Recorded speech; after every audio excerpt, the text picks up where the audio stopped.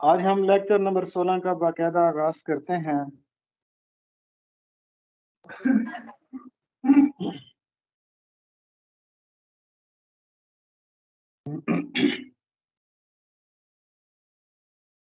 Students کی پرزور فرمائش تھی کہ ہمیں گرامر، بیان و بدیع اور اصطلاحات اسٹارٹ سے کرائی جائیں۔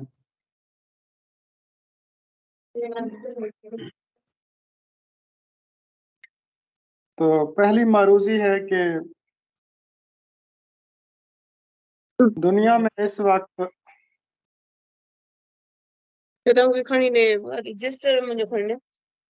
تقریباً 6,809 زبانیں وجود میں آ چکی ہیں۔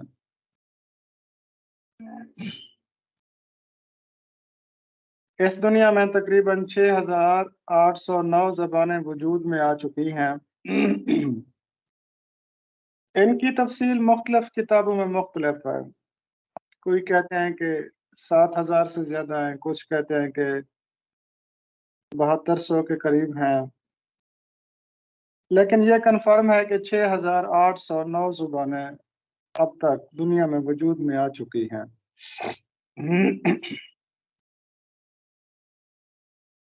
تو ان میں سے کچھ زبانیں ڈیڈ ہو چکی ہیں، مردہ ہو چکی ہیں، اس دنیا سے ناپید ہو چکی ہیں، اور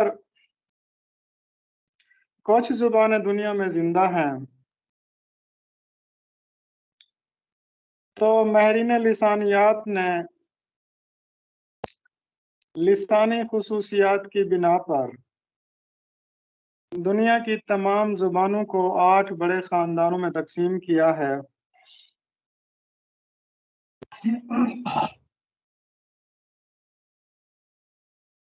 یہ 8 خاندان میں نے پہلے بھی بتائے تھے، دوبارہ بھی بتا دیتا ہوں۔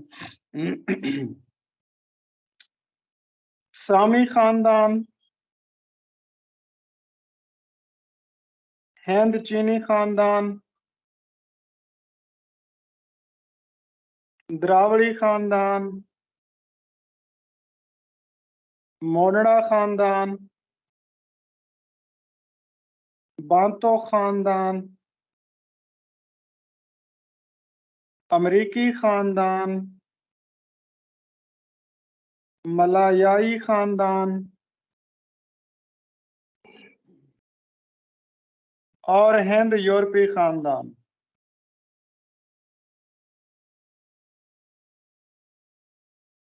تو 6,809 زبانوں میں سے زبانوں کو 8 خاندانوں میں تقسیم کیا گیا ہے۔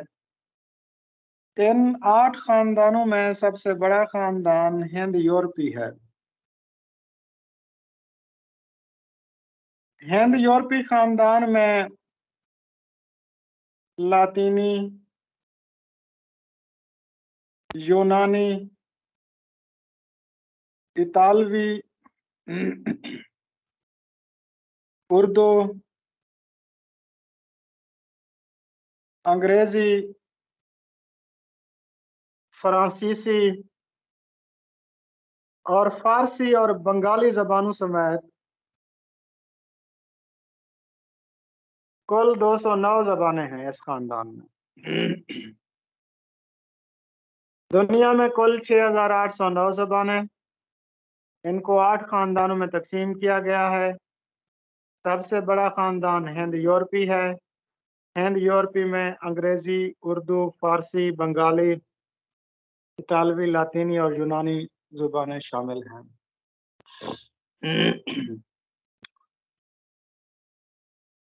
دوسری معروضی ہے کہ اردو کا شمار کس گروہ میں ہوتا ہے اور کس خاندان میں ہوتا ہے۔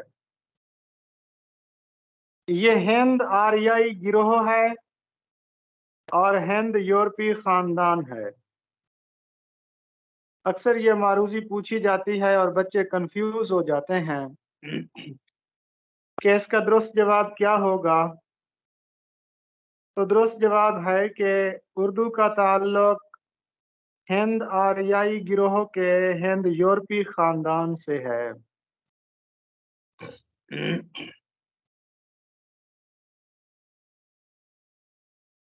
ये दो सवालात लिसानियात के हवाले से थे, लिंग्विस्टिक्स के हवाले से थे।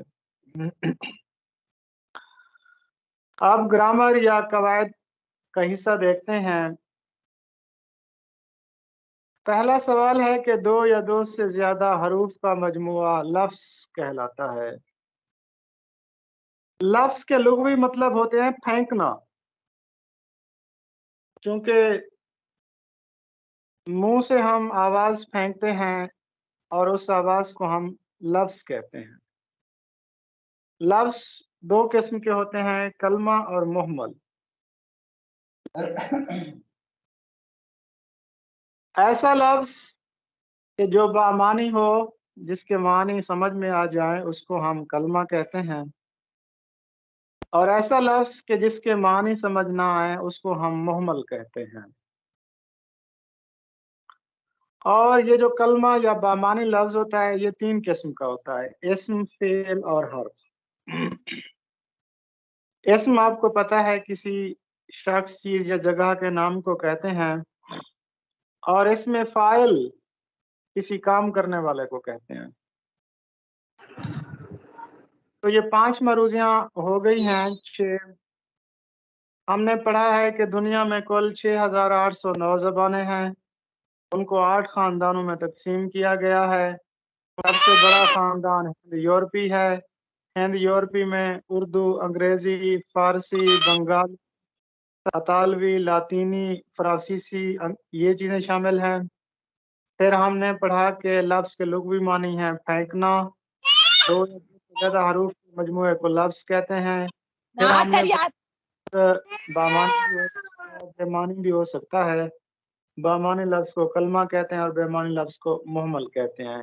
फिर हमने पढ़ा कि ये जो बामानी लफ्ज़ कलमा है, इसकी मज़ीद 3 हिस्से होते हैं, 3 किस्में हैं, इस्म, फेल और हर्फ। जी मैडम साहब, नेक्स्ट स्लाइड। यहाँ तक सब बच्चों को समझ आ गया जी? जी सर, बिल्कुल सर।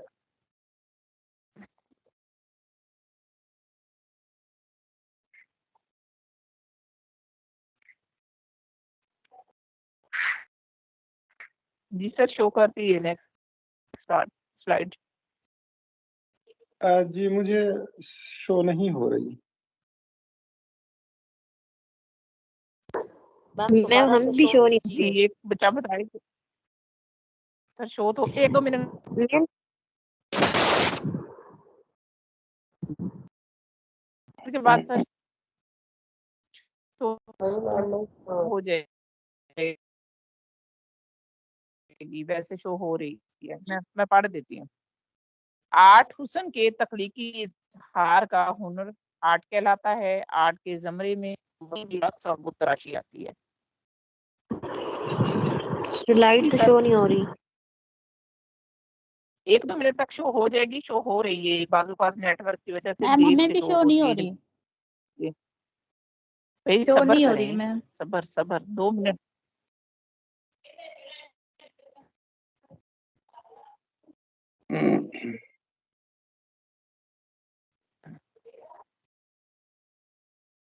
जी नेक्स्ट मरूजी है कि आर्ट किसे कहते हैं। आर्ट अंग्रेजी में ART, आर्ट जिसको कहा जाता है। आर्ट का मतलब होता है फन या हुनर।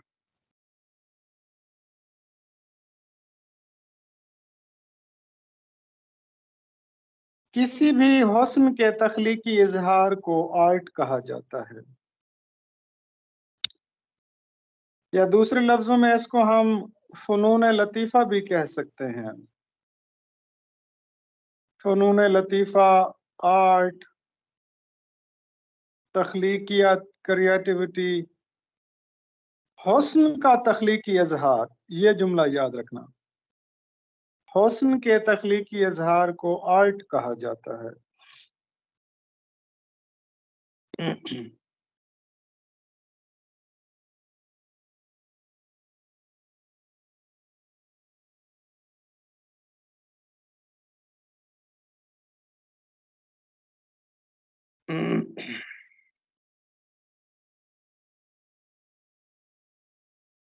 تو آرٹ دراصل کسی بھی حسن کے تخلیقی اظہار کا نام ہے۔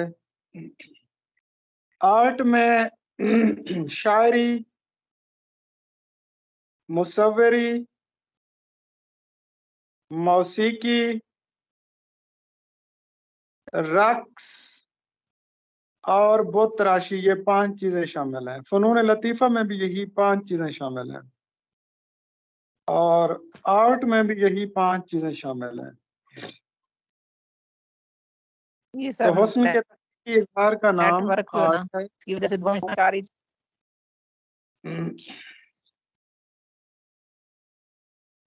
اب علم بیان و بدیع کا حصہ دیکھتے ہیں۔ علم کے حوالے سے جتنی بھی ٹرمز ہیں، شعری اصطلاحات ہیں یا نثری اصطلاحات ہیں، ساری عربی سے مستعار الفاظ سے مل کر بنی ہیں۔ مطلع، مقطع، قافیہ، ردیف، تلمیحی، تجنیس، تضاد، بیان، بدیع، یہ ساری چیزیں، یہ سارے عربک ورڈز ہیں۔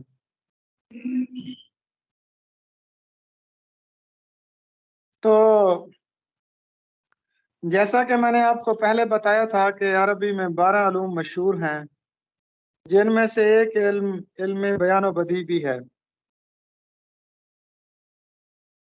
بدیع بے دال عین سے نکلا ہے لفظ۔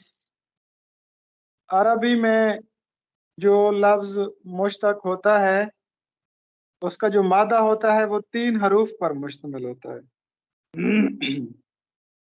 جیسے در ہے، 2 حروف پر مشتمل ہے، اب اس کو عربی نہیں کہہ سکتے۔ عربی حروف عام طور پر کم سے کم 3 حروف پر مشتمل ہوتا ہے عربی لفظ، جو کہ اس کا مادہ کہلاتا ہے۔ جیسے تنقید نقد سے نکلی ہے، نون کاف دال سے، نقد۔ جیسے علم ہوتا ہے نا، عین لام میم علم، اسی سے پھر اور لفظ بنتے ہیں، عالم، معلوم۔ تو بدیع یہ عربی زبان کا لفظ ہے، بے دال عین سے نکلا ہے۔ اس کے معنی ہوتے ہیں نرالا یا انوکھا۔ کلام کو خوبصورت بنانے کے طریقوں کا مطالعہ علم بدیع میں کیا جاتا ہے۔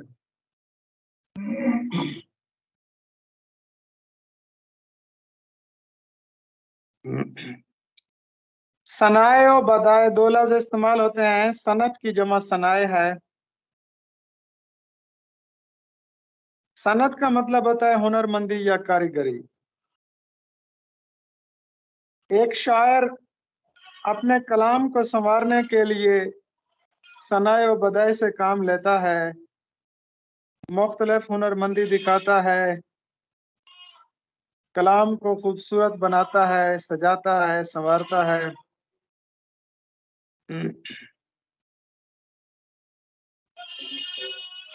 صنائع کی 2 اقسام ہوتی ہیں،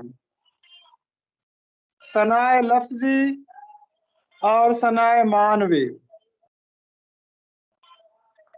صنائع معنوی میں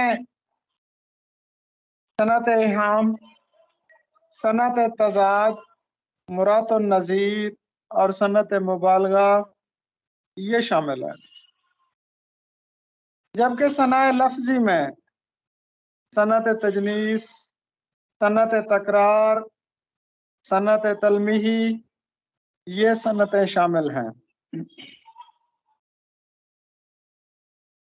صنائع معنوی میں معنوی خوبی پیدا کی جاتی ہے، جبکہ صنائع لفظی میں لفظی خوبی پیدا کی جاتی ہے کلام کے اندر۔ تو حسن کا تخلیقی اظہار کا نام آرٹ ہے۔ آرٹ میں 5 چیزیں شامل ہیں۔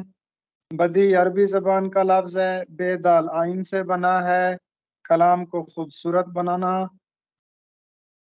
صنائع ہنر مندی اس کا مطلب ہوتا ہے، اس کے 2 اقسام ہیں اس کی، सनाए मानवी, सनाए लफ्जी, सनाए मानवी कलाम को मानवी लिहाज से खूबसूरत बनाना, सनाए लफ्जी कलाम को लफ्जी लिहाज से खूबसूरत बनाना। तो सनाए मानवी में इहाम, तजाद, मुराद नज़ीर और सनत मुबालगा आते हैं, जबकि सनाए मानवी में सनाए लफ्जी में सनद तलमीही, सनद तकरार और सनद तजनीस आते हैं। जी नेक्स्ट स्लाइड मैडम साहबा।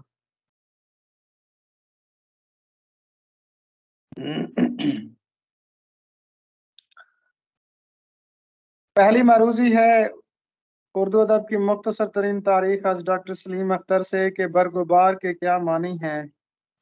बर्ग कहते हैं पत्ते को और बार कहते हैं फल को, तो बर्ग व बार के मानी होंगे पत्ते और फल।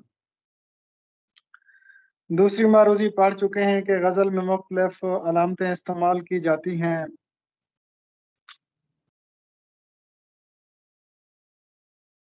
गज़ल अलाइम और रमूज की ज़ुबान है। याद रहे अलामत की जमा अलाइम है और रम्स की जमा रमूज है। ये रमूज है, रमूज नहीं है, रे पर पेश है और मीम पर भी पेश लगा है। अलामत की जमा अलाइम और रम्स की जमा रमूज।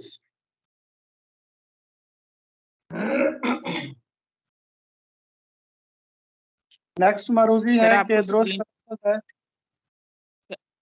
सर स्क्रीन जी शो हो रही है आपको? जी स्क्रीन हो रही है मुझे। ठीक है सर। नेक्स्ट मरूजी है दुरुस्त लफ्ज बताना है। खाकिस्त्री, खाकिस्त्री मिट्टी जैसा रंग, खाकिस्त्री। गालिब का एक मशहूर शेर है, कुमरी कफे खाकिस्तरो बुलबुल कफस रंग। कुमरी कफे खाकिस्तरो बुलबुल बुलबुल कफस रंग। ऐ नाला निशाने जिगरे सोख्ता क्या है।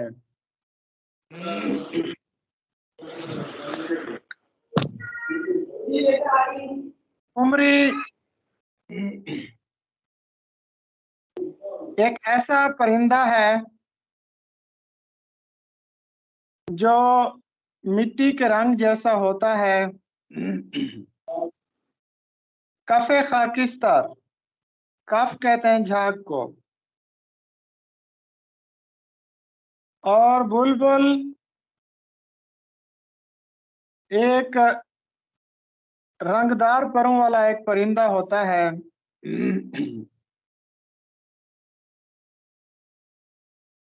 कुमरी के बारे में कहा जाता है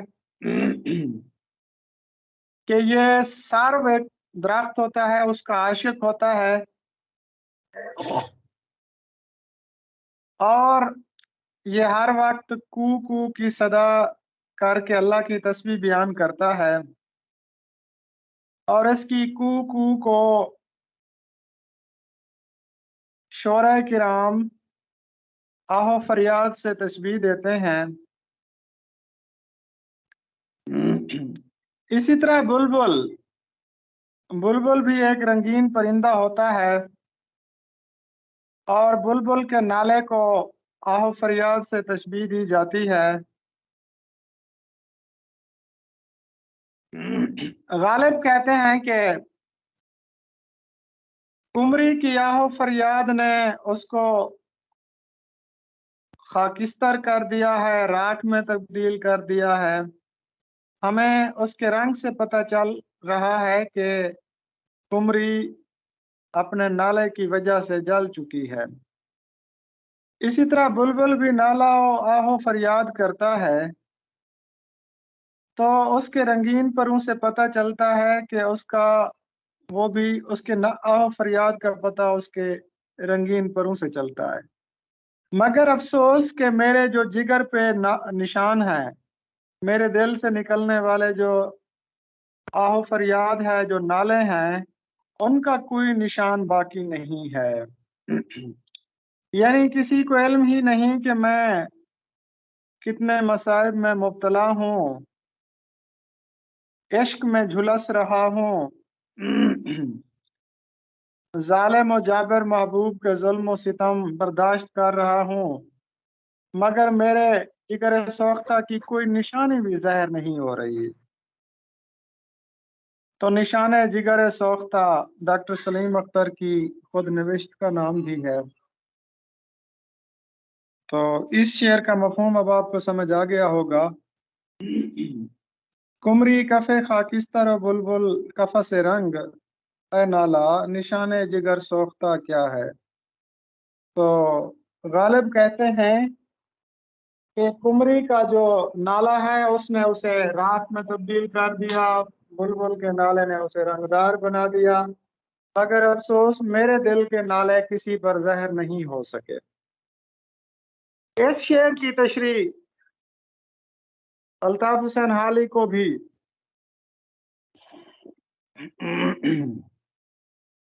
मिर्जा असदुल्ला खान गालिब ने सेंड की थी। इसके बहुत से पहलू बन सकते हैं, लेकिन जो ज्यादा मशहूर पहलू है वो मैंने आपको बता दिया है कि शायर का दिल इश्क में झुलस रहा है और उस पर निशान भी पड़ चुके हैं, वो जल चुका है, मगर अफसोस उसके निशान वाज़े नहीं हैं, जैसे कुमरी और बुलबुल के निशान वाज़े हैं।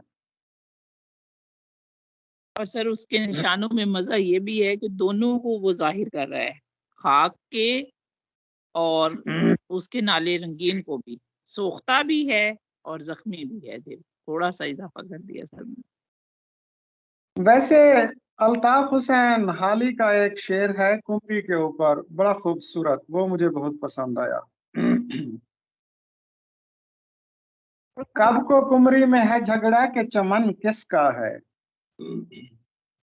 कबक कहते हैं चकोर को, कबक नहीं है। सरेकी में वो बतख को कहते हैं ना कबक या कब की, हालांकि दुरुस्त लफ्ज है कबक। ये फर्स्ट ईयर के सिलेबस, सर ये मुझसे नहीं पढ़, जबरदस्त। फर्स्ट ईयर के सिलेबस। तलफ्फुज़ जी फिर बता दीजिएगा, तलफ्फुज़ फिर बता दीजिएगा। मैंने कहा काबुक, काबुक। अक्सर लोग इसको कबक बोलते हैं, जो कि गलत है, काबुक है। कब कहते हैं चकोर को।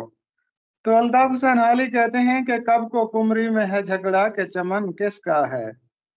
अब कुमरी और चकोर आपस में झगड़ा कर रहे हैं कि चमन मेरा है, वो कहती है चमन मेरा है, चकोर कहता है कि चमन मेरा है। कब को कुमरी में है झगड़ा के चमन किसका है।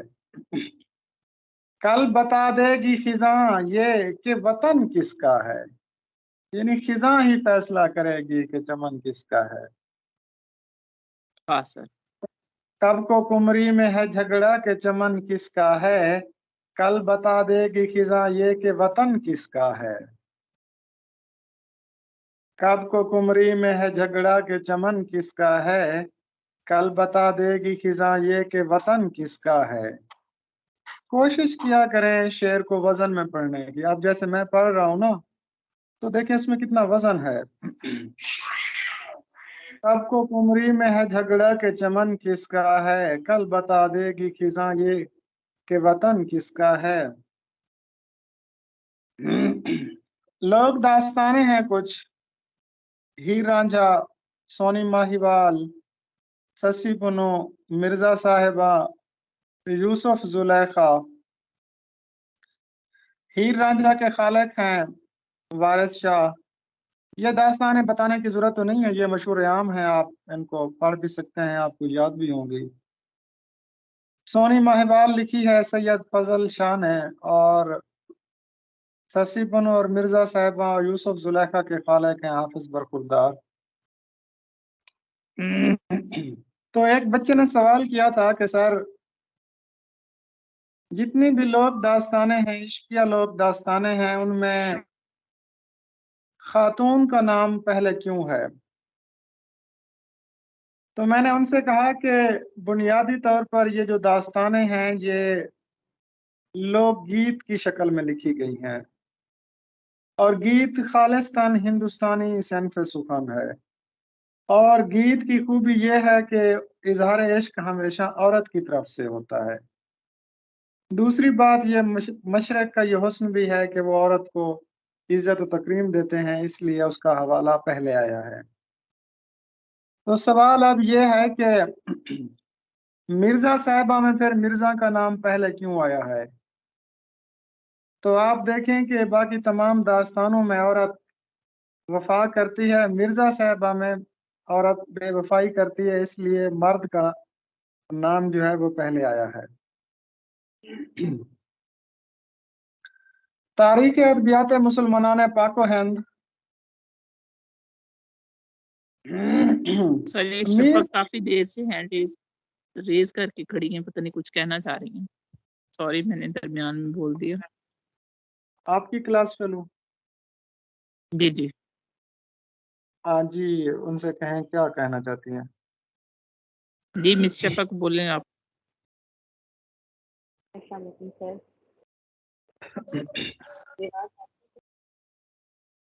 بالکل آ رہی ہے آواز آ رہی ہے؟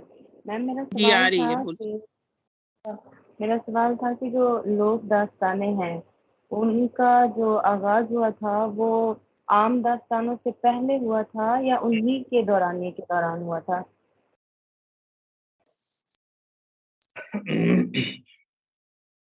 یہ لوک داستانیں زیادہ قدیم ہیں کیونکہ یہ صدیوں سے سینہ بہ سینہ نسل در نسل منتقل ہوتی آ رہی ہے۔ تو یہ لوک داستانوں کا آغاز تو اس وقت ہو گیا تھا کہ جب لوگ شکار کے لیے جاتے تھے اور شام کو واپس آتے تو محیر العقول چیزیں جو دیکھتے ان کو پھر وہ اپنے اہل خانہ سے بیان کرتے، اپنے دوستوں کے درمیان بیان کرتے۔ تو یہ جو لوک داستانیں ہیں یہ زیادہ قدیم ہیں۔ شکریہ سر۔ میر تقی میر کے حقیقی بھائی کا نام کیا تھا؟ میر تقی میر کے جو والد تھے محمد علی متقی، ایک درویش انسان تھے، انہوں نے 2 شادیاں کی تھیں۔ پہلی شادی یا پہلی بیوی سے ایک بیٹا محمد حسن اور ایک بیٹی پیدا ہوئی تھی، اور دوسری شادی سے 2 بیٹے پیدا ہوئے تھے، ایک میر تقی میر اور دوسرے محمد رضی۔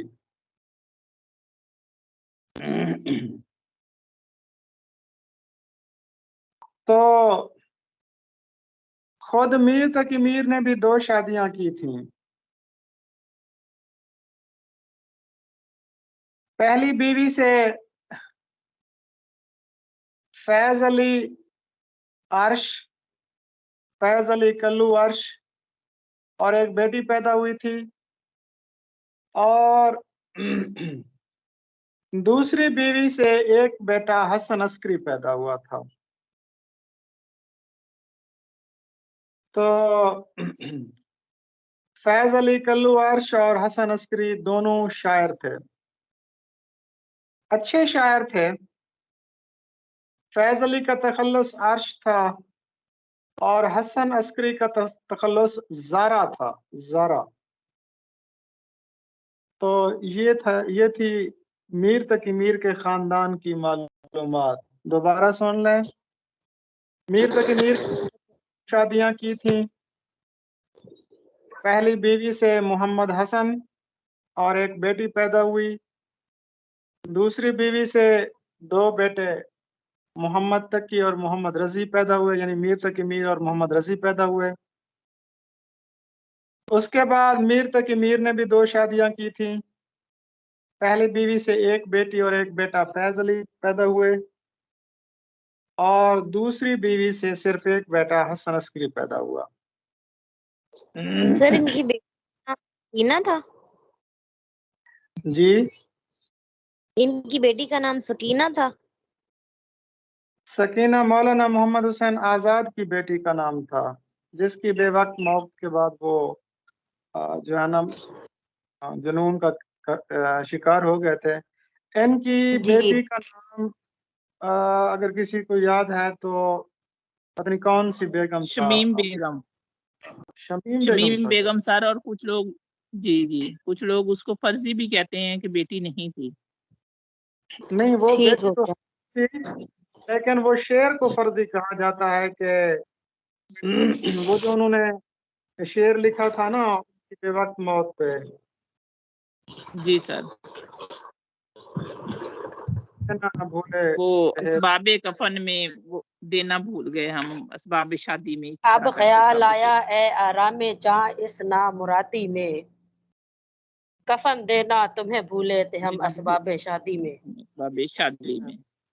यस, बिल्कुल यही शेर था। और ये चूंकि वो कहते हैं कि ये फर्जी शेर है। नेक्स्ट मरज़ी है रिसाला असरार सलात। रिसाला असरार सलात ये ख्वाजा मीर दर्द की पहली तसनीफ थी। उन्होंने 15 साल की उम्र में हालत एतकाफ में लिखी थी। तीसरा है कसीदा तज़हीक रोज़गार। ये मिर्ज़ा मोहम्मद रफ़ी सौदा का हजविया कसीदा है। मिर्ज़ा मोहम्मद रफ़ी सौदा के बारे में कहा जाता है कि उन्होंने तकरीबन कोई 43 कसायद लिखे थे। और ये भी कहा जाता है कि मिर्ज़ा मोहम्मद रफ़ी सौदा ने 10 हजवियात लिखी थी, जिनमें से एक हाजब जो है ये घोड़े की भी थी। ये गैर शख्सी हाजब थी, घोड़े की।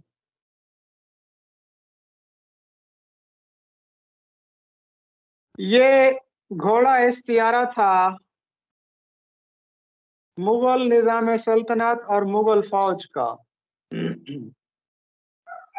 मुगल फौज पर मिर्ज़ा मोहम्मद रफ़ी सौदा ने तंज किया था, और कहते हैं कि ये जो हजविया कसीदा है ये गालबान अपने अहद जवानी में ही मिर्ज़ा मोहम्मद रफ़ी सौदा ने लिखा था, और 1750 में लिखा था।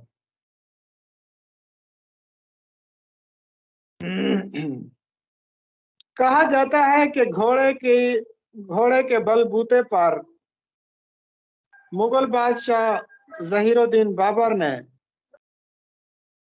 मकामी फौज को शिकस्त दी थी, और मुगल सल्तनत के जवाल की अलामत था यह घोड़ा। क्योंकि कहा जाता है कि जब मुगलिया सल्तनत कमज़ोर हो गई तो मुगल खजाने में फौज को देने के लिए पैसे ही नहीं थे, तो बहुत से सिपाहियों ने फौज की मुलाजमत तर्क कर दी और इसके मुआश के दूसरे ज़राए इख्तियार किए। और ख़ास तौर पर कहते हैं ना कि या खाए घोड़ा या खाए रोड़ा, तो घोड़े पर काफ़ी खर्च आता है, तो रकम ना होने की वजह से, यानी कि दूसरे लफ्ज़ों में हम कह सकते हैं मुगल सल्तनत डिफ़ॉल्ट कर गई थी। उनके पास घोड़ों को खिलाने के लिए भी पैसे नहीं बचे थे, और वो जो घोड़े थे वो भूख की वजह से फिर लागर और खस्ता हाल हो गए थे। तो मिर्ज़ा मोहम्मद रफ़ी सौदा ने अपनी इस हाजब में उसी घोड़े की कसमा पुरसी की हालत बयान की है। यानी दूसरे लफ्ज़ों में उस दौर की सियासी, मुआशी और फौजी बदहाली का जिक्र किया गया है। नेक्स्ट मरूजी है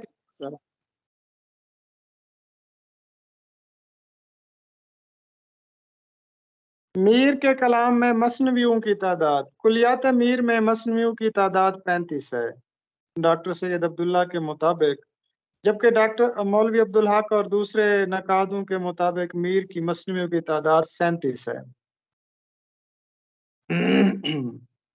ताबा, इनका पूरा नाम था अब्दुल हाई ताबा। कहते हैं कि ये उर्दू अदब के हसीन तरीन शायर थे। और जितने भी तज़किरे लिखे गए और उन तज़किरों में अब्दुल हई ताबा का जिक्र आया है, तो इनकी खूबसूरती का जिक्र ज़रूर आया है। ये इतने हसीन थे कि इनको यूसुफ सानी भी कहा जाता था, मगर कसरत शराब नोशी के बायस ये सिर्फ 34 साल की उम्र में ही इंतकाल कर गए थे।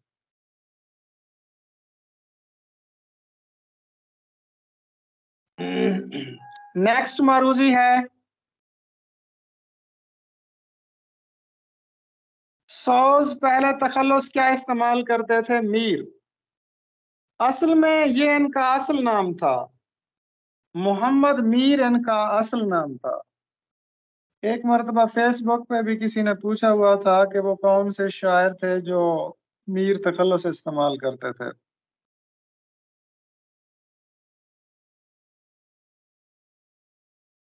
तो मोहम्मद मीर इनका असल नाम था, ये पहले मीर तखल्लुस इस्तेमाल करते थे। बाद में इन्होंने अपना तखल्लुस मीर से सोज रख दिया, मोहम्मद मीर सोज दहलवी। अहले ईमा सोज को कहते हैं कि काफिर हो गया। अहले ईमा सोज को कहते हैं काफिर हो गया। आह या रब, राज दिल उन पर भी जाहिर हो गया।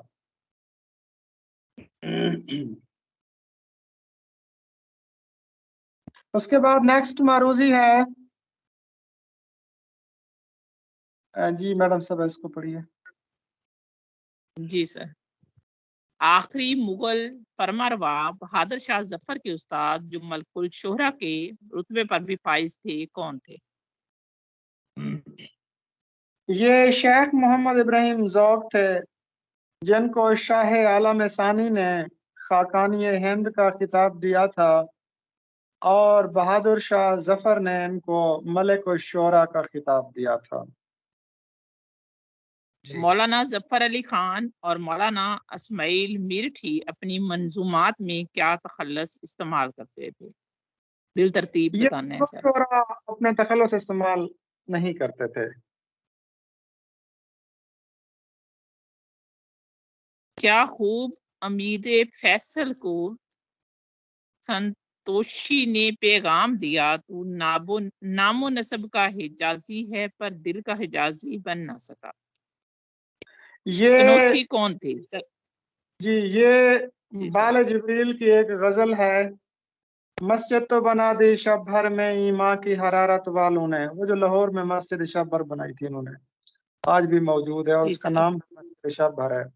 मस्जिद तो बना दी शब भर में ईमा की हरारत वालों ने, मन अपना पुराना पापी है बरसों में नमाजी बन न सका। क्या खूब अमीर फैसल को सनोसी ने पैगाम दिया, तू नामो नसब का हजाजी है पर दिल का हजाजी बन न सका। इसका आखिरी शेर है कि इकबाल बड़ा उपदेशक है, मन बातों में मोह लेता है, गुफ्तार का ये गाजी तो बना किरदार का गाजी बन न सका। अब इस शेर में दो पर्सनैलिटीज का जिक्र किया गया है। एक है अमीर फैसल और दूसरे हैं सन्नोसी। ये गजल ये शेर दो मुतजाद किरदारों को ज़ाहिर कर रहा है इस्लाम के हवाले से। एक है अमीर फैसल, जिनको शरीफ मक्का का लक़ब भी दिया गया था, और इनका असल नाम था सैयद हुसैन। शरीफ मक्का अमीर फैसल, शरीफ मक्का सैयद हुसैन इब्ने अली हाशमी, ये इनका असल नाम था। तो दरअसल हुआ ये था कि आपको पता है कि 1924 में बरतानिया ने तुर्की के हिस्से बखरे करना शुरू कर दिए थे, और फिर ये जो सऊदी अरब था ये तुर्की के मातहत था। وہاں پر پھر برطانیہ نے بغاوت پیدا کروا دی تھی اور آل سعود جو ہے وہاں پر حکمرانی کرنے لگا سعودی عرب میں. تو چونکہ انہوں نے خلافت کے خلاف بغاوت کی تھی اس لیے اقبال ان سے ناخوش تھے. ایک تو یہ، دوسرا یہ کہ یہ یہودی فلسطین کا ایک تصور تھا امیر فیصل نے. امیر فیصل شریف مکہ سید حسین ابن علی ہاشمی نے انگریزوں کے ساتھ، وائز مین ایک انگریز تھا، اس کے ساتھ ایک معاہدہ کیا تھا. اس معاہدے کے تحت عرب اور عرب کے قریبی علاقے ان کو عطا کیے گئے اور وہ جو فلسطین کا علاقہ تھا وہ یہودیوں کو دے دیا گیا. تو یہودی فلسطین کی اجازت انہوں نے دی تھی. میں نے تھوڑا سا ڈیٹیل میں پڑھا کہ اس کی کیا وجہ تھی. وہ یہ کہ عرب کے جو لوگ ہیں وہ فلسطینیوں کو غیر عرب تصور کرتے تھے، اس لیے ان کے دل میں ان کے لیے کوئی ہمدردی نہیں تھی. تو ایک تو جب امیر فیصل نے، شریف آف مکہ نے یہودی سلطنت کی اجازت دی اس پر، دوسرا ترکی کی خلافت کے خلاف انہوں نے بغاوت کی، تو اس پر اقبال کافی ناراض ہوئے اور یہ شعر لکھا. اور پھر کہتے ہیں کہ جب شریف مکہ امیر فیصل سید حسین ابن علی ہاشمی مٹی جو ہٹاؤ سید حسین ابن علی کپڑے اٹھی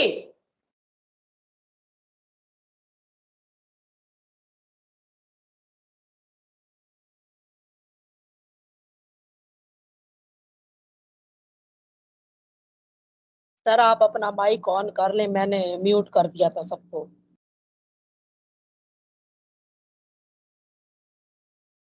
چار لوگ میوٹ کرنے پہ لگے ہوتے ہیں، آپشن میں نے دیا ہوا ہے. کہنا تو نہیں چاہیے لیکن یہ درمیان میں پتہ نہیں مائک کا کان کے ساتھ کیا کنیکشن ہے. سوری سر، آف ہو گیا مائک.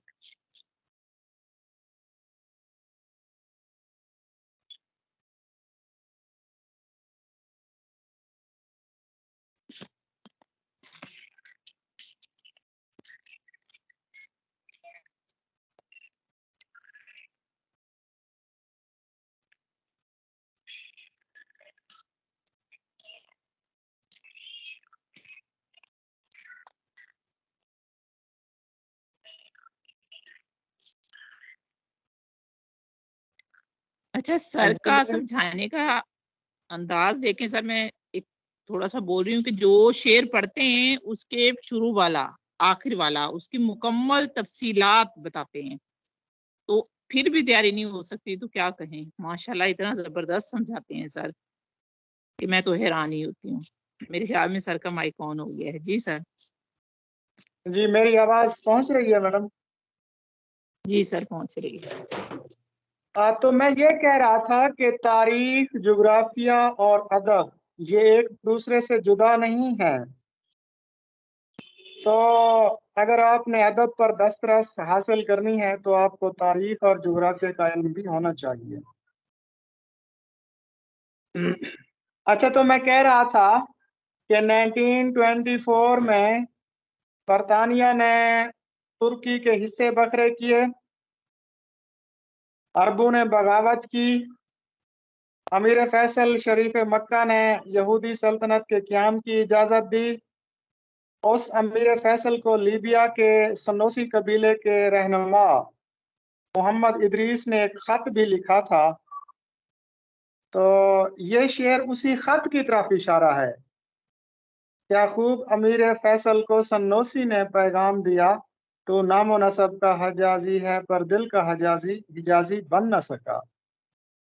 تو وہ خط مجھے پڑھنے کا موقع نہیں مل سکا، جو کہ لیبیا کے سربراہ اور سنوسی قبیلے کے رہنما محمد ادریس نے امیر فیصل کو بھیجا تھا. اگر کسی کے پاس وہ خط موجود ہو تو کائنڈلی مجھے آپ سینڈ کر دیجیے گا. سر ہمارے پاس کہاں موجود ہے، آپ نے کہیں نہ کہیں سے ڈھونڈ لینا ہے. وہ اصل میں سر دوبارہ بتائیے خط کا. جی یہ جو شعر ہے نا، اس شعر میں جو لکھا ہے نا کہ سنوسی نے پیغام دیا تھا امیر فیصل کو، تو دراصل ایک خط لکھا تھا.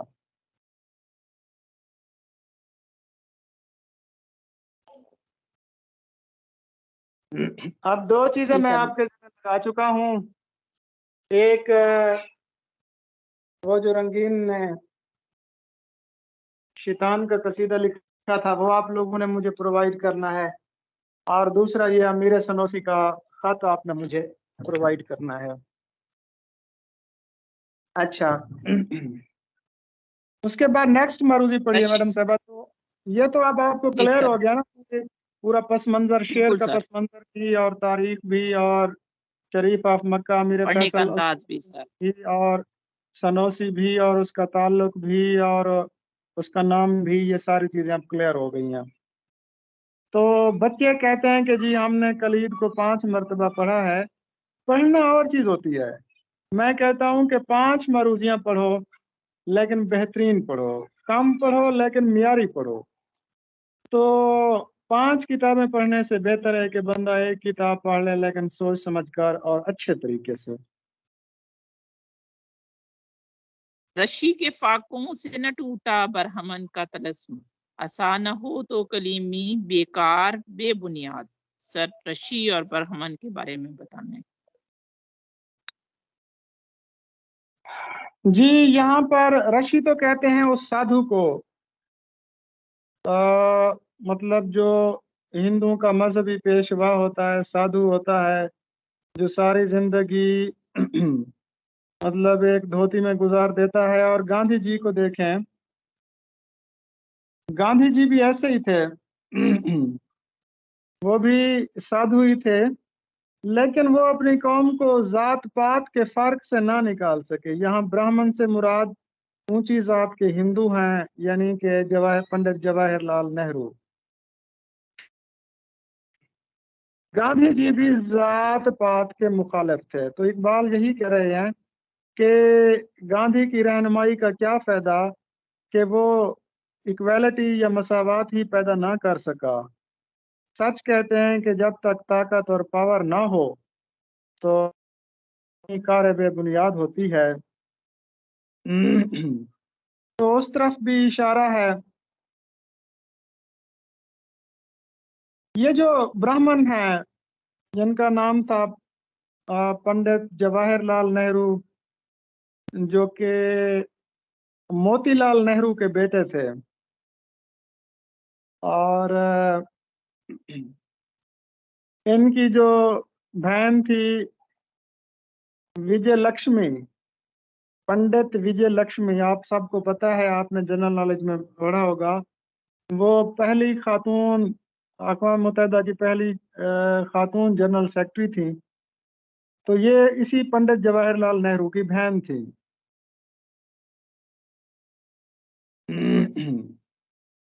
اور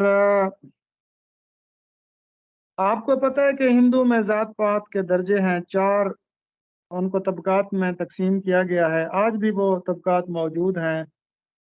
برہمن ہیں، کھیش ہیں، کشتری ہیں، اور وید ہیں، اور شودر ہیں. برہمن جو ہیں یہ اونچی ذات کے ہندو ہوتے ہیں. ملک کا نظم و نسق ان کے ذمہ ہوتا ہے، حکمرانی یہی کرتے ہیں.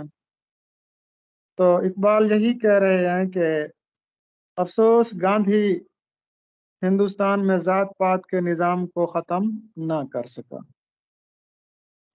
جی سر ٹائم تو 4 منٹ اوپر ہو گئے ہیں. نیکسٹ سلائیڈ کرنی ہے یا بس آف کرنا ہے؟ جی پڑھتے رہیں، کیونکہ آج پتہ نہیں کیوں اتنا ٹائم لگ گیا ہے، حالانکہ کافی پڑھنا ہے ابھی تو. Okay sir. یہ قوم نجیب و چرب دست و تر دماغ، ہے کہاں روزے مکافات اے خدائے دیر گیر۔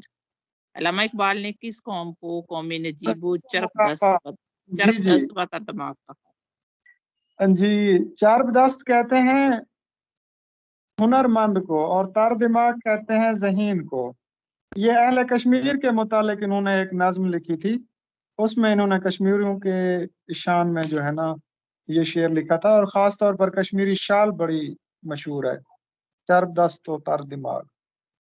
آگے جی۔ کوئے گل لے گئی بیرونی چمن، بیرونی چمن رازے چمن، ایک منٹ میڈم کیا صاحبہ، قیامت ہے کہ خود پھول ہیں گمازے۔ ایک جی منٹ سر۔ میڈم صاحب، اقبال بھی جو ہے نا یہ کشمیری برہمن تھے، اقبال کے آبا و اجداد بھی کشمیری برہمن تھے، اونچی ذات کے ہندو تھے، بعد میں مسلمان ہوئے تھے۔ جب یہ اقبالیات کا موضوع ڈسکس کریں گے تو اس کی پوری ہسٹری بتائی جائے گی کہ ان کے آبا و اجداد کیسے مسلم ہوئے تھے۔ اچھا، اس کے بعد ہے کہ بوئے گل لے گئی بیرون چمن راز چمن، یہ تو ہمارا شعر ڈسکس ہو چکا ہے، اس کی تشریح بھی ہو چکی ہے۔ تو اس میں دو اختیار استعمال کیے گئے ہیں، چمن اور پھول یا چمن اور گل، تو ان کے متعلق ڈسکس ہو چکا ہے۔ نیکسٹ پڑھیے۔ خدا کو حرام کا مال ملا، پر کو اسد اللہ کا لال ملا، واللہ کلائے سرے سرور ہوئے ہر، کھلا ملا معصومہ کا لال ملا۔ میر انیس کے ان اشعار سے کون سی صنعت شعر مترسخ ہے؟ مرزا دبیر اور میر انیس نے بے نکت مرثیے بھی لکھے تھے، تو یہ صنعت غیر منقوط ہے۔ ان کو میڈم صاحب ان کو صنعت عاطلہ بھی کہا جاتا ہے، این الف آت تو لامت لا عاطلہ، صنعت عاطلہ منقوطہ کو یا غیر منقوطہ کو یا دونوں جی کو؟ غیر منقوط کو۔ حکم حاکم مرگ مفاجات، اس کا مرگ مفاجات میم پہ پیش ہے، مکافات مفاجات، تو حکم حاکم یعنی بادشاہ کا جو حکم ہے، مرگ مفاجات ناگہانی موت جیسا ہوتا ہے، یعنی کہ جیسے اچانک موت آ جائے نا تو بندہ کچھ نہیں کر سکتا، مجبور ہوتا ہے، اسی طرح اگر بادشاہ کا حکم آ جائے تو مجبوراً ماننا پڑتا ہے۔ عینی گواہ سے کیا مراد ہے؟ عینی عین دیکھا ہوا، ایسا گواہ کہ جس نے آنکھوں سے کوئی واقعہ دیکھا ہو۔ کولر کا پھول کھلنا، جی ہندوؤں کے عقیدے کے مطابق دیوالی کی رات میں ایک پھول کھلتا ہے جس کو گولر کا پھول کہتے ہیں کہ وہ گولر کا پھول اگر کوئی شخص دیکھ لے تو وہ بادشاہ بن جاتا ہے، یعنی انہونی بات، انوکھی بات، اچھمبے کی بات۔ تو یہ گولر جو ہے وہ ایک دیوالی کے رات ایک پھول کھلتا ہے، تو اگر وہ پھول کوئی دیکھ لے تو وہ بادشاہ بن جاتا ہے، یہ ہندوؤں کی ایک میتھ ہے۔ نیکسٹ جی۔ یعنی اساتیری ٹائپ ہے یہ جی ریوڑی کے پھیر میں آنا۔ ہاں ریوڑی تو آپ کو پتہ ہے نا، تیل اور شکر سے بننے والی ایک مٹھائی ہوتی ہے، تو وہ کافی محنت طلب کام ہوتا ہے ریوڑی بنانا، تو محنت کر کے یعنی کسی چیز کے آپ تما میں مبتلا ہو جائیں، 99 کے پھیر میں آ جانا، تو جس کی وجہ سے پھر مصیبت میں گرفتار ہو جانا، یعنی تما کی وجہ سے جب آپ مصیبت میں گرفتار ہوتے ہیں، کسی مشکل میں گرفتار ہوتے ہیں، تو یہ جو ریوڑی ہے نا، ایک تو یہ شکر اور تیل سے مل کر بنتی ہے، اور دوسرا بڑی مشکل سے بنتی ہے، تو یہ جو ریوڑی ہے یہ تمے اور مشکلات کی علامت ہے۔ جی نیکسٹ۔ روبا خصال کی ترکیب اردو میں کن معنوں میں مشتمل ہے؟ روباہی یا روباہ کہتے ہیں لومڑی کو۔ لومڑی ایک ایسا جانور ہے کہ جو کہ اپنی مکاری اور چلاکی کے حوالے سے مشہور ہے۔ اقبال نے بھی کہا تھا کہ آئین جوان مرداں حق گوئی و بے باکی، अल्लाह के शेरों को आती नहीं रुबाही। रुबा खिसाल, ये लफ्ज़ खिसाल होता है, अक्सर लोग इसको खसाल पढ़ते हैं या खसाल पढ़ते हैं, वो भी गलत है। रुबा खिसाल, खे के नीचे जेर है। तो रुबा खिसाल का मतलब होगा मकरो फरेब से काम लेने वाला शख्स। ताजी मारा तुर्की कांपा, मफहूम। ताजी कहते हैं अरबिक को, जो अरब लोग हैं ना, जो अरब का बशिंदा होता है उसे ताजी कहते हैं, और इसका मुतजाद अजमी है। इकबाल ने भी कहा था ना इकबाल ने क्या कहा था, वही मेरी कम नसीबी वही तेरी बेनियाजी, मेरे काम कुछ न आया ये कमाल है न नियाजी न नवाजी। वही मेरी कम नसीबी वही तेरी बेनियाजी, मेरे काम कुछ न आया ये कमाल है न नवाजी। वो फरेब खुर्दा शाही के पला हो कर गसूं में, उसे क्या खबर के क्या है रह रस्म शाह बाजी। फिर इकबाल कहते हैं, न जुबां कोई गजल की न जुबां से बाखबर मैं, कोई दिल कुशा सदा हो अजमी हो या के ताजी। इसमें अजमी और ताजी दो लफ्ज़ इस्तेमाल हुए हैं जो एक दूसरे के मुतजाद हैं। ताजी कहते हैं अरब के रहने वाला, अजमी कहते हैं गैर अरबी को। तो ताजी ताजी मारा तुर्की कांपा, इस हवाले से एक दो और भी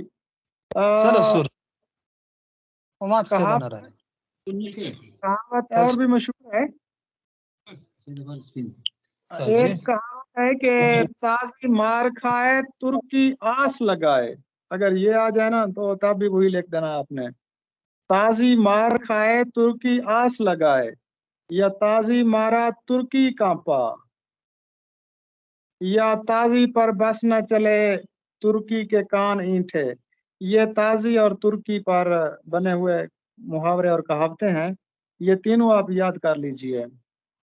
ताजी मार खाए तुर्की आस लगाए, ताजी मारा तुर्की कांपा, ताजी पर बस न चला तुर्की के कान ईंठे। जी नेक्स्ट पढ़ें।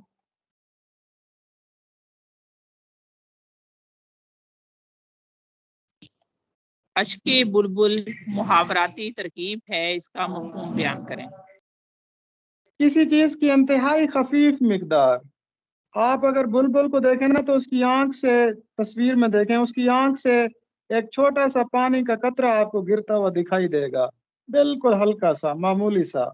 इसको कहते हैं अश्के बुलबुल, किसी चीज की इंतहाई खफीफ मिकदार। नेक्स्ट। खुदाई फौजदार, हाँ ये तो बिल्कुल खुदाई फौजदार, ये यानी कि हर काम में टांग अड़ाने वाला ना, ये तो आसान है। 99 के फेर में पढ़ना, ये आप बता चुके हैं अभी थोड़ी देर पहले। हाँ जी बिल्कुल।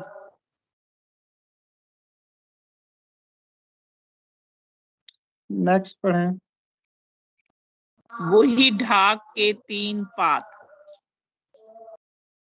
अच्छा, ये आपने कभी लफ्ज ढाका सुना है, जो बांग्लादेश का कैपिटल है ढाका, इसको ढाका क्यों कहते हैं? नहीं सर, आप तफसीर बता दें। ये जो ढाक है ना, ये दरअसल एक दरख्त का नाम है जिस पर फूल खिलता है, सुर्ख भी होता है, सफेद भी होता है। ये ढाक का जो पौधा है ना, ये पूरे हिंदुस्तान में वसी पैमाने पर मौजूद है, और ख़ास तौर पर ये बांग्लादेश में बहुत ज़्यादा पाया जाता है। तो इसी ढाक के पौधे की निस्बत से इसको ढाका कहा जाता है। इस ढाक के फूल बल्कि पत्ते, ढाक के पत्ते की एक सिफत ये है कि ये जो ढाक का पत्ता होता है इसके हमेशा 3 कोने होते हैं। ये जो हिंदू सन्यासी थे ये कहते थे कि ढाक का फूल खाने से इंसान बूढ़ा नहीं होता। और कई जमाने में या आजकल भी कुछ जगहों पर आप चले जाएं, वो जो रसगुल्ला होता है, मिठाई होती है, हिंदुस्तान में खास तौर पर और पाकिस्तान में आम तौर पर आपको एक पत्ते में वो लपेट के देते हैं या रख के देते हैं। वो पत्ता दरअसल ढाक का पत्ता होता है। रसगुल्ले या गुलाब जामुन को उसी ढाक के पत्ते पर रख कर देते हैं। अच्छा, इसी ढाक के पत्ते से अद्वियात भी बनाई जा रही है। अच्छा, ये जो ढाक का पौधा होता है, इसके जो फूल होते हैं, दादी ये पान कभी भी तो लपेटते हैं इसमें। नहीं, वो और पत्ता होता है, वो पान का होता है, वो पान का पत्ता होता है। अच्छा, ये आपने हिंदी फिल्मों में देखा होगा कि वो जो काली माता होती है, काली देवी होती है ना, उसके गले में फूलों की एक माला डाली गई होती है, और वो फूल जो है वो आमतौर पर सुर्ख या जर्द रंग के होते हैं। ये फूल दरअसल उसी ढाक के होते हैं।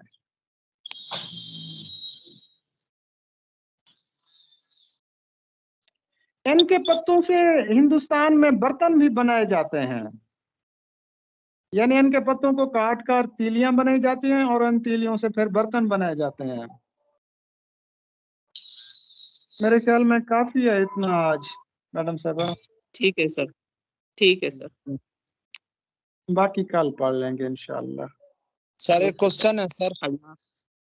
जी जी, फरमाइए, क्या क्वेश्चन है? ये जो आपने कहा वही डाक के 3 पात, तो अब ये जो मिसल है ये इस्तेमाल इसका तरीकाकार क्या होता है, कैसे किस तरह मौके पर सेम कंडीशन में रहना, हालत जूं की तूं रहना। अच्छा ठीक है सर, ओके मामला सही है, मेहरबानी सर। ओके, अल्लाह हाफिज। सही।